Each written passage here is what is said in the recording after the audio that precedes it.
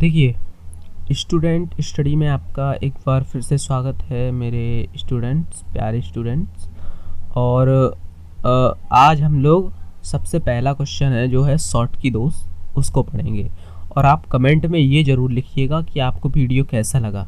ठीक है, आवाज़ अच्छी है या ख़राब है, या नोट्स अच्छे नहीं है, या राइटिंग बेकार है, मतलब जो भी आपकी क्वेरीज हो वो लिख देना, उनको मैं सुधारने की कोशिश करूँगा। ठीक है, और वीडियो को लाइक ज़रूर कर दिया करें, क्योंकि इससे हम लोगों का मोटिवेशन बढ़ता है। और आप खुद बताइए आपको अच्छा नोट्स मिल रहे हैं कि नहीं। ठीक है, अब चलो इधर पे आते हैं। देखिए, ये शॉर्ट की दोस्त जो है बहुत मतलब वेरी इंपॉर्टेंट है। फ्रैंकल दोस्त और शॉर्ट की दोस्त दोनों बहुत इंपॉर्टेंट क्वेश्चन है, मोस्ट इंपॉर्टेंट। आपको कुछ नहीं लिखना, 4 नंबर 5 नंबर में आता है। ये 4 नंबर में आता, सॉरी, या 2 नंबर में आएगा। अगर 4 नंबर में आया तो इसकी ये एग्जाम्पल भी बनाने होंगे, सिर्फ एक एग्जाम्पल देना होगा NaCl का, ये वाला नहीं देंगे हम लोग। ठीक है, तो देखते हैं शॉर्ट की दोस्त।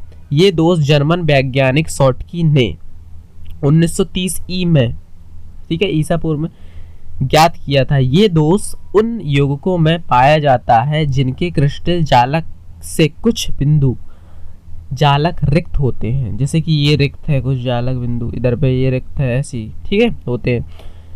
जिन्हें जालक रिक्तकाएं या छिद्र कहते हैं, और पूरे क्रिस्टल जालक संरचना को विद्युत उदासीन होती है। जो पूरी जालक संरचना होती है, मतलब ये पूरी होती है जो विद्युत उदासीन होती है, क्योंकि रिक्त होने के कारण धन आयन तथा ऋण आयन की संख्या समान होती है। ठीक है, ये दोनों रिक्त होने के कारण विद्युत उदासीन होते हैं, क्योंकि धन आयन तथा ऋण आयन की संख्या समान होती है। ठीक है, देखिए सबसे पहले इसे कैसे, इसको आप लोग नोट करके याद कर लीजिएगा बस। अगर देखो इसकी डेफिनेशन पूछेंगे तो सिर्फ शॉर्ट की दोस्त में इधर से लेके इधर तक लिख देंगे, हेडिंग डालेंगे शॉर्ट की दोस्त, इधर से लेके इधर तक लिख देंगे बस, और कुछ नहीं। ठीक है, और अगर इसमें एग्जाम्पल पूछा तो 4 नंबर का क्वेश्चन होगा, नहीं तो 2 नंबर का क्वेश्चन होता है। ठीक है, चलो इसको देखते हैं। दूसरा जो इसका वो है एग्जाम्पल, उसको देख लेंगे। देखो, Na plus NaCl minus Na plus Cl minus Na plus, ऐसे ही आपको बनानी है पूरी। ठीक है, ये आप उदाहरण दे देना एक, ठीक है, एग्जाम्पल, और इसको आप याद कर लेना, यही लिखना है। ठीक है, देखिए फ्रैंकल दोस्त पे आते हैं। फ्रैंकल दोस्त, ये दोस्त रूसी वैज्ञानिक फ्रैंकल ने सन 1930, देखो दोनों 30 में हुए हैं, ज्ञात किया गया था। ज्ञात किया। इस दोस्त को विस्थापन दोष भी कहते हैं। इस दोस्त को विस्थापन दोष भी कहते हैं। ये दोष उन यौगिकों में पाया जाता है जिनमें कोई आयन समानता धनायन या ऋणायन कृत्रिम जालक में अंतर कोशिकीय होता है और एक छिद्र प्राप्त होता है। ठीक है, जिसे एक छिद्र प्राप्त होता है, लेकिन पूरी संरचना विद्युत उदासीन होती है, क्योंकि धनायन तथा ऋणायनों की संख्या समान होती है। ठीक है, देखिए ये विस्थापन, मतलब इधर से इधर विस्थापित हो गया तो विस्थापन का नियम भी कहलाएगा इसे। ठीक है, इसी प्रकार से आप इसे याद कर लीजिएगा, और ये वाला जो एग्जाम्पल है इसको याद कर लीजिएगा। देखिए क्या है, कुछ नहीं है, सेम वही है, बस इधर से 2, इधर पे उसमें रिक्त था और इधर पे रिक्त था, इसमें बस इधर से Na प्लस इधर पे चला गया है। ठीक है, चलो नेक्स्ट क्वेश्चन पे आते हैं हम लोग। मोस्ट इंपॉर्टेंट क्वेश्चन है। ठीक है, समावयवता। ठीक है, देखिए वे यौगिक जिनके अणु सूत्र समान लेकिन संरचनात्मक सूत्र भिन्न भिन्न होते हैं, ठीक है, समावयवी कहलाते हैं। यह घटना समावयवता कहलाती है। ठीक है, वे यौगिक जिनके अणु सूत्र समान होते हैं लेकिन रचनात्मक सूत्र भिन्न भिन्न होते हैं, ठीक है, उन्हें समावयवी कहते हैं, और ये घटना समावयवता कहलाती है। बस इतना याद कर लीजिए। और ये एग्जाम्पल जैसे C2H6O, ठीक है, देखिए एथेनॉल का भी वो है सूत्र ऐसे ही, और मेथॉक्सीमेथेन इसका भी है। देखिए इसमें भी H की संख्या समान है, इसमें भी H, देखिए लीजिए 3 3 6 5 1 6। ठीक है, इनके मतलब जो अणु सूत्र है, अणु संरचना वो समान है, अणुओं की संख्या समान है, लेकिन जो रचनात्मक सूत्र है वो भिन्न होते हैं। देखिए इसमें H+ कहाँ है, इसमें O कहाँ है, ऑक्सीजन का अणु कहाँ है, इसमें कहाँ है, ठीक है। इसमें C अणु कहाँ है, कार्बन का, देखिए इसमें कहाँ है, ठीक है। तो इसी प्रकार से C2H5OH, ठीक है, इसको HCl, ठीक है। इसी प्रकार इसको है, ये सब आप याद कर लीजिएगा। अनुचुंबकीय किसी परमाणु, अणु, ठीक है, या आयन जिनमें कम से कम एक अयुग्मित इलेक्ट्रॉन होता है अनुचुंबकीय कहलाते हैं। मतलब अनुचुंबकीय पदार्थ वे होते हैं जो परमाणु या अणु या आयन जिनमें कम से कम एक अयुग्मित परमाणु होता है या इलेक्ट्रॉन होता है, सॉरी, एक अयुग्मित इलेक्ट्रॉन होता है, उन्हें अनुचुंबकीय कहते हैं। जैसे 21CS, ठीक है, जैसे 1s2 2s2 2p6 3s2 3p6 4s2 3d1, देखो 1। अब इसमें D में कितने कोशिकाएं होती हैं, 1 2 3 5 कोशिकीय होता है, तो उसमें एक जो है वो है इलेक्ट्रॉन अयुग्मित है, ठीक है। अगर ये सारे भरे रहते तो युग्मित हो जाता, ठीक है, इसे। और ये अगर एक ही तरफ के पूरे भरे रहते तो अयुग्मित, ठीक है, अर्ध अयुग्मित बोलते हैं, और पूरा भरा रहता तो पूर्ण अयुग्मित बोलते हैं, ठीक है। इसी प्रकार से है 24। देखिए आप लोग ये याद कर लें ये पूरी, और एक एग्जाम्पल कर लें याद बस, ठीक है। जैसे कि ये है 24Cr+++, ठीक है, आयन प्लस है इसमें। तो इसी प्रकार को इसको देखते हैं 1s2 2s2 2p6 3s2 3p6 4s2 4s0 और 3d3, ठीक है। तो D में कोशिका कितनी होती है, 5 कोशिकाएं, और इलेक्ट्रॉन की संख्या 3 है, तो इधर पे 3 चेक कर देंगे। अब जे भी अयुग्मित इलेक्ट्रॉन होंगे, ठीक है। चलो इसको आप लोग याद कर लीजिए, मोस्ट इंपोर्टेंट क्वेश्चन है आपके।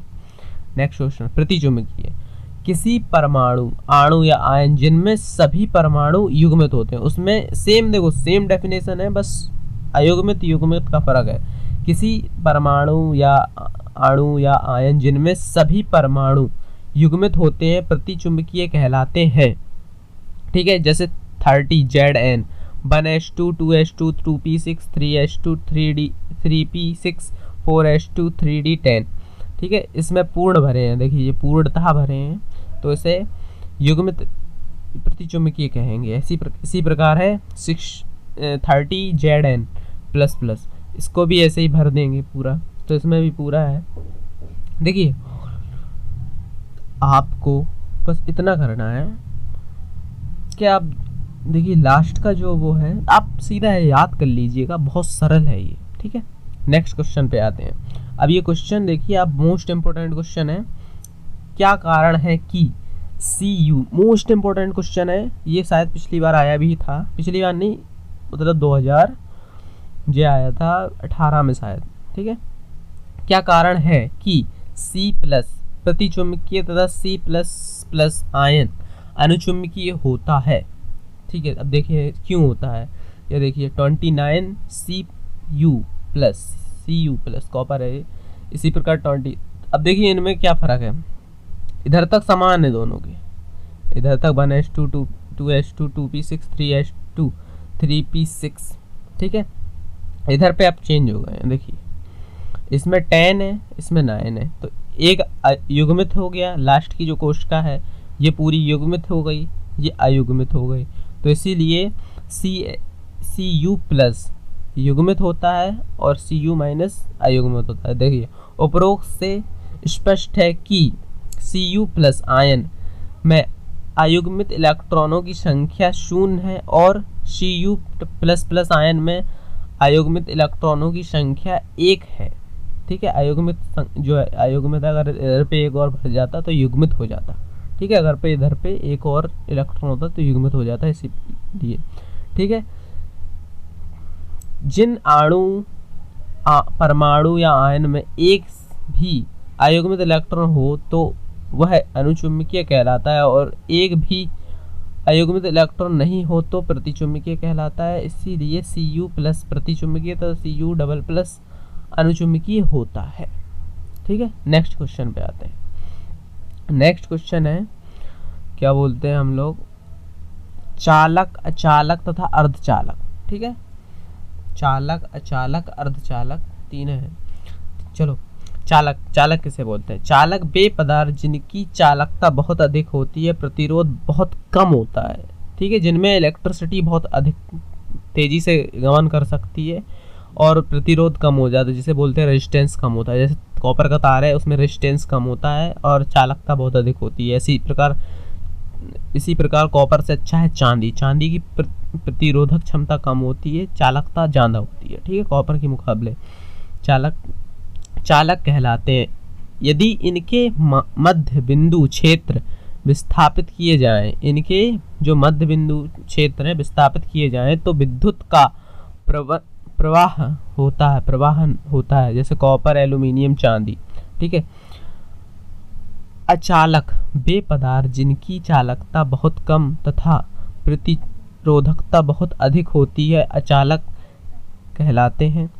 ठीक है, इनकी जो है चालकता बहुत कम होती है और प्रतिरोधकता बहुत अधिक होती है, अचालक कहलाते हैं। देखो, चालक में जो चालकता अधिक होती है और प्रतिरोधकता कम होती है, और चालक में चालकता